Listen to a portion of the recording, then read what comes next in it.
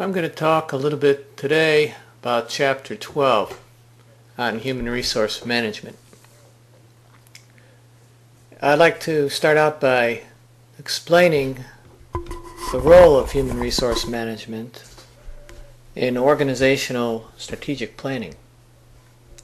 The term human resource planning, or HRM, refers to activities which are undertaken to attract an effective workforce and to develop that workforce and maintain and retain employees over the long term.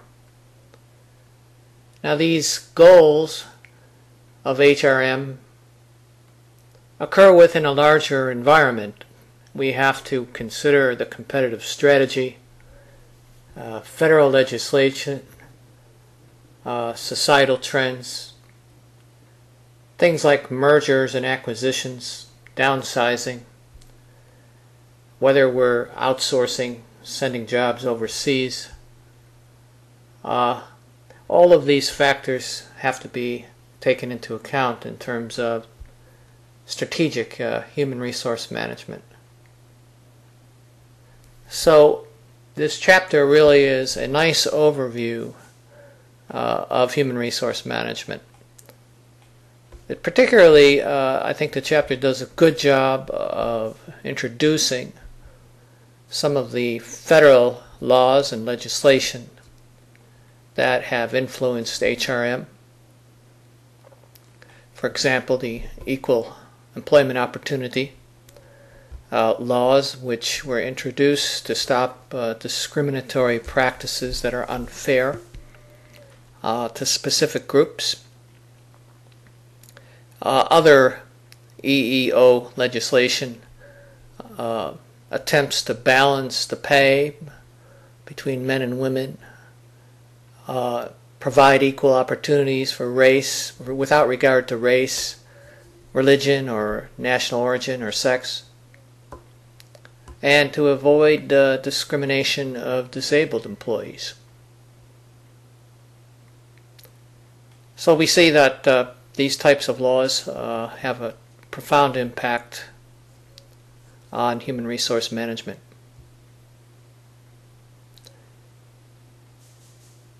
Globalization is a trend which HRM must now deal with in terms of staffing concerns, whether or not to send expatriate managers or to hire local managers in foreign operations.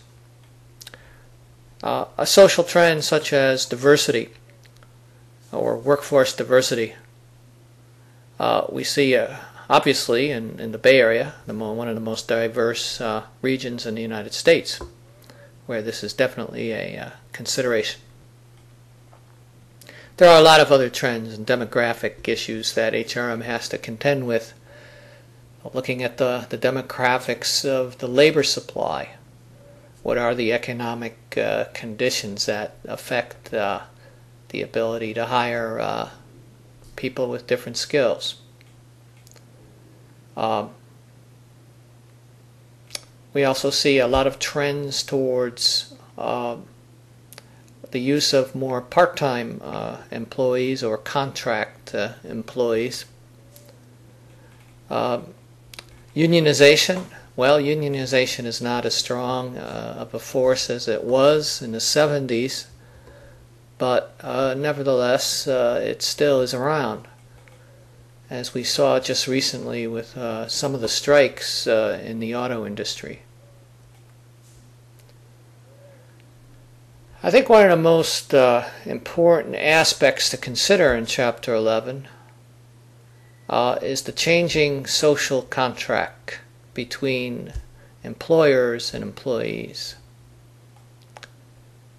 The whole idea of a career has been profoundly transformed. We now have this idea of a career as being pretty much a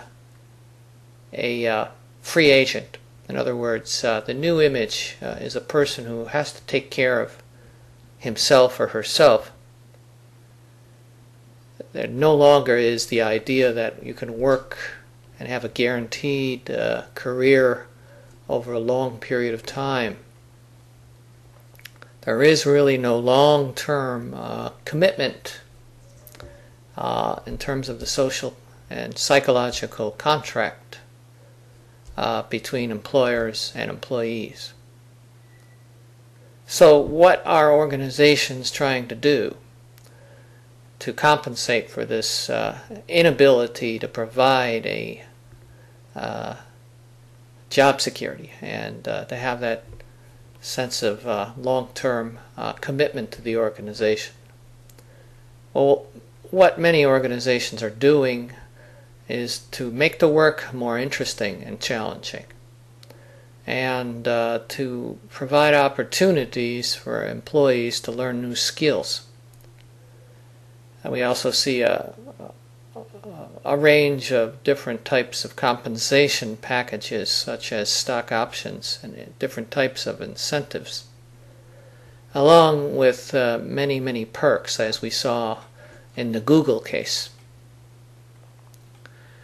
The chapter moves on into looking at some of the more conventional and traditional tasks of human resource management.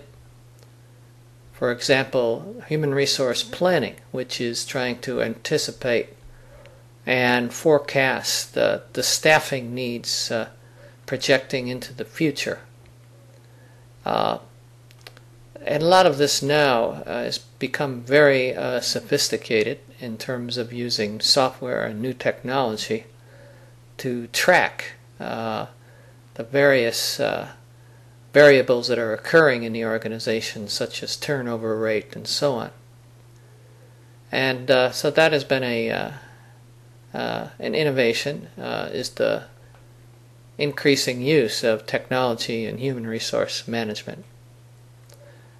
Recruiting, of course, is something that human resources has responsibility for, and all of the details and policies dealing with not only recruitment but of course selection and hiring are a bulk of the work of the human resource manager.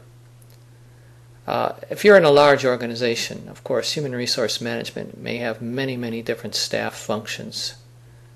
Now, many organizations outsource their recruiting efforts to executive search firms, and external recruiting now is fairly common.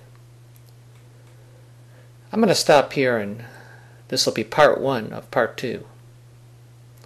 Thank you.